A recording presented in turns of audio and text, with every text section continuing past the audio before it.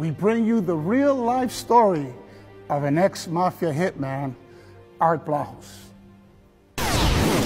My name is Art Blahus. I was born and raised in Los Angeles. Never really knew my parents. They were never together as a child.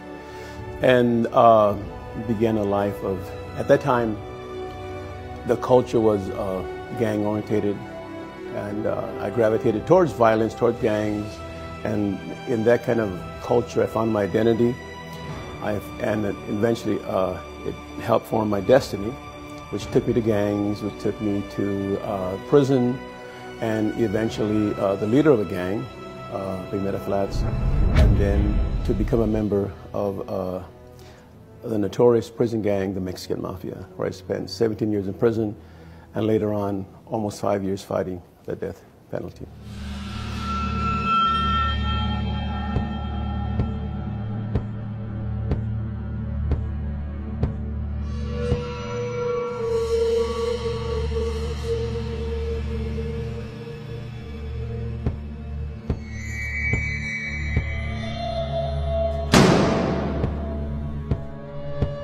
I knew him growing up, and he was always going out and doing things and going to parties and stuff.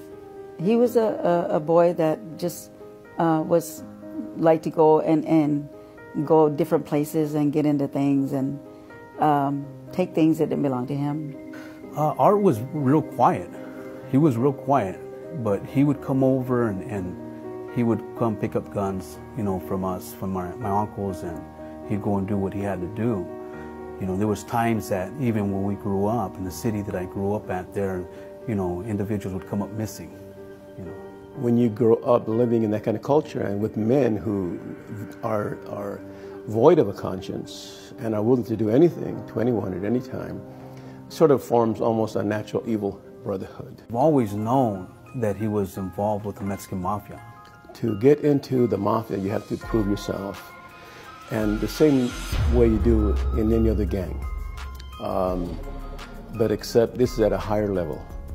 They call it making your bones, and it's literally to kill. You have to take life to prove that you're willing to go to any length. Nothing will stop you to become a member. And it says to enter the Mafia, you have to kill, and to leave the Mafia, you yourself will be killed or executed. I heard that he was out there. He was an assassin. He was in the Mafia, and I heard that if you get in the Mafia, it's blood in and blood out. You don't get out. Everything that we knew about the Mexican Mafia, we just knew that there was power.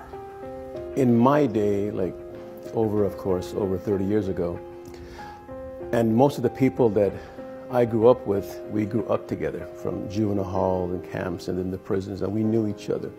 We knew our backgrounds, our histories. We knew what we were capable of doing and who qualified as a so-called killer or an assassin.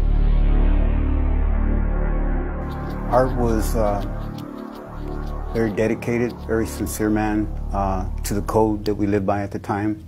The code of honor to us and our mentality and mindset was a set of values. Some people live by certain codes. Police officers live by codes. Boy Scouts live by codes. Different groups and communities and people from different social rungs of the ladder live by different codes. You know, whether they're criminal element or they're, you know, upstanding citizens. And this was a code that was a treacherous, violent criminal code. And Art Blahus was very sincere and dedicated to maintain his sincerity in that. Back to my mindset at the time, I really didn't mind going to jail or prison or whatever, losing my old lady. To me, it was all a badge of honor. So when I rolled up into YA and into prisons, and I saw all the people that were out here, we grew up together. It was like alumni meeting and going to another level and accomplishing something.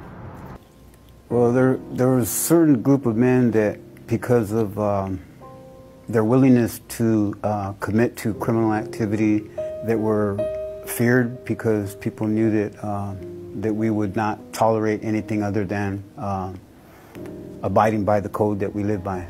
Well, being behind bars, the organized crime, they run everything. It's not the guards that run it, it's the inmates that run it. And as far as like individuals like Art, they were the ones that were calling the shots.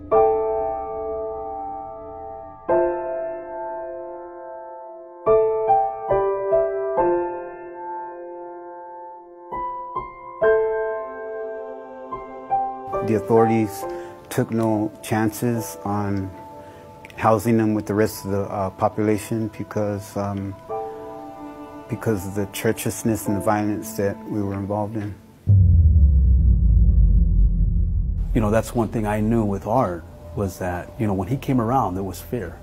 And that was something that we looked up to, that, you know, people knew when he was around. No fear. Yeah, what's up?